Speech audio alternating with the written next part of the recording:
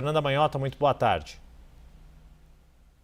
Oi, Yuri, Débora, todos que nos acompanham no 360. Pois é, Yuri, a pergunta do momento é o quão longevo vão ser esses ataques, né? Se essa resposta vai se circunscrever a um dia ou a poucos dias, ou se ela vai encaminhar para o que nós já vínhamos aqui, de alguma forma, antecipando aos nossos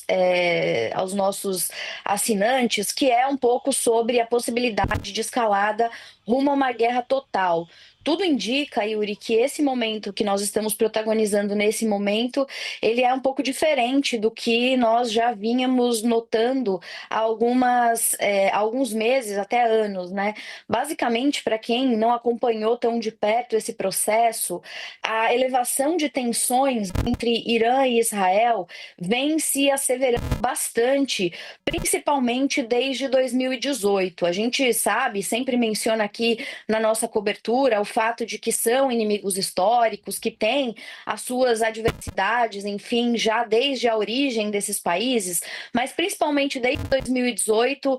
a corda foi ficando um pouco mais fina nessa relação. E 2018 é de fato um marco emblemático, porque data desse período a saída, né, dos Estados Unidos do acordo nuclear que havia sido firmado ainda na gestão Obama, alguns anos antes, né, o famoso JCPOA, né, como o pessoal costuma chamar. Esse acordo nuclear, que tinha sido formulado um pouco antes da gestão Trump, ainda no primeiro governo, ele tinha como principal objetivo tentar controlar, acompanhar e dar mais transparência a esse programa nuclear iraniano por vias diplomáticas. Na medida em que o governo Trump, então, denuncia esse tratado e diz que ele não é, portanto, bom o suficiente, que os Estados Unidos entendem que é preciso mais para conter o Irã começa, a partir de 2018, a retomar gradualmente o enriquecimento de urânio, e essa possível caminhada rumo à construção de um programa nuclear robusto e eventualmente ameaçador a Israel, que vê no Irã, né, uma ameaça existencial, justamente por essa rivalidade importante, é que vai alimentar os conflitos indiretos e vários ataques seletivos que começam a acontecer a partir de 2018. A gente poderia falar ali de 19, 20, 21 como sendo um período de marcada ascensão desse conflito, inclusive com assassinatos pontuais, como nós fomos cobrindo aqui na CNN ao longo de todos esses anos. E aí, claro, tudo isso combinado com um período de radicalização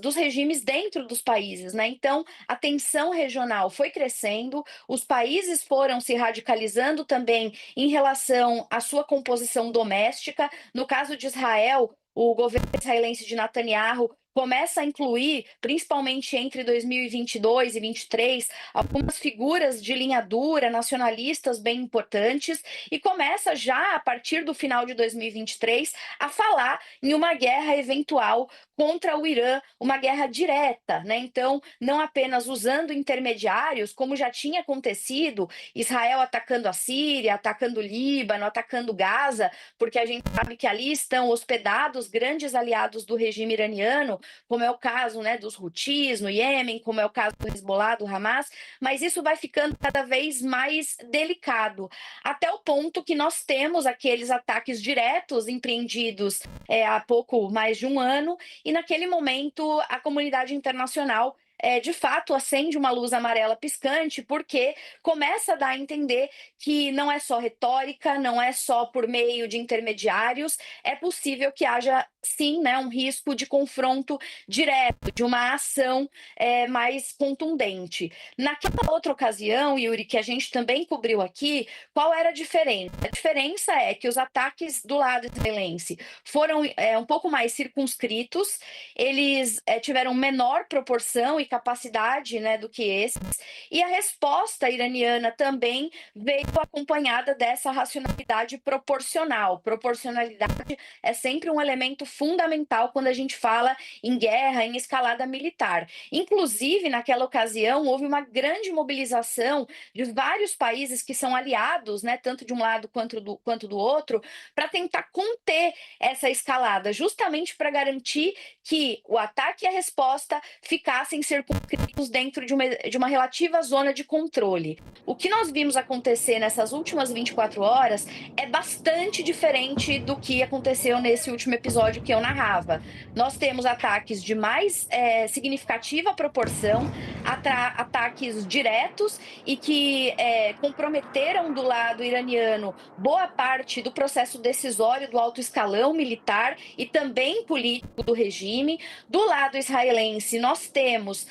uma certa incerteza, né, uma relativa incerteza sobre exatamente quais são as condições de intermediação que aconteceram envolvendo os Estados Unidos, e é justamente essa falta de clareza sobre quais os compromissos que estão sendo levados em consideração que nos colocam numa posição agora, eu diria, mais perigosa. Eu hoje tenho mais convicção em dizer a vocês que nos acompanham que nós estamos mais perto, de fato, de uma guerra total do que da última vez que a gente falou desse assunto, Yuri e Débora.